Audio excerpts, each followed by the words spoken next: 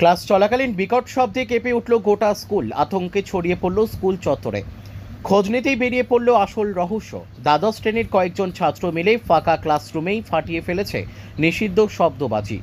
আর এতেই বিকট শব্দে কেঁপে ওঠে স্কুল চত্বর। 5 ছাত্রকে চিহ্নিত করে অভিভাবকদের ডেকে ছাত্রদের পরীক্ষা বাদে অন্য সময়ে স্কুলে আসতে বারণ করেছে স্কুল কর্তৃপক্ষ। জানা গিয়েছে, বৃহস্পতিবার ধূপগুড়ি উচ্চতর মাধ্যমিক বিদ্যালয়ের দ্বাদশ শ্রেণীর এক পড়ুয়া ব্যাগে করে নিষিদ্ধ শব্দবাজি নিয়ে এসেছিল। এরপর টিফিন পিরিয়ড শেষ হতেই কয়েকজন একত্রিত হয়ে একটি ফাঁকা ক্লাসরুমে নিষিদ্ধ শব্দবাজি ফাটিয়ে ফেলে। বিকট শব্দে কেঁপে ওঠে গোটা স্কুল। শিক্ষক শিক্ষিকারা রুম থেকে বেরিয়ে ক্লাসরুমের দিকে ছুটে যায়। হাতে নাতে 5 ছাত্রকে ধরে ফেলে শিক্ষকরা।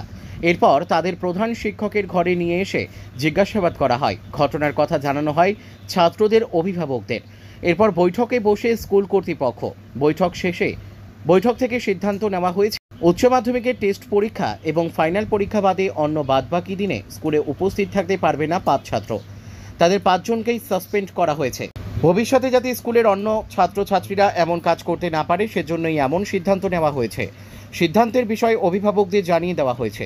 স্কুল ছাত্রদের এমন ভূমিকা নিয়ে প্রশ্ন উঠতে শুরু করেছে। ধূপগুড়ি থেকে ভাস্কর মহন্তের রিপোর্ট, আমাদের টিভি।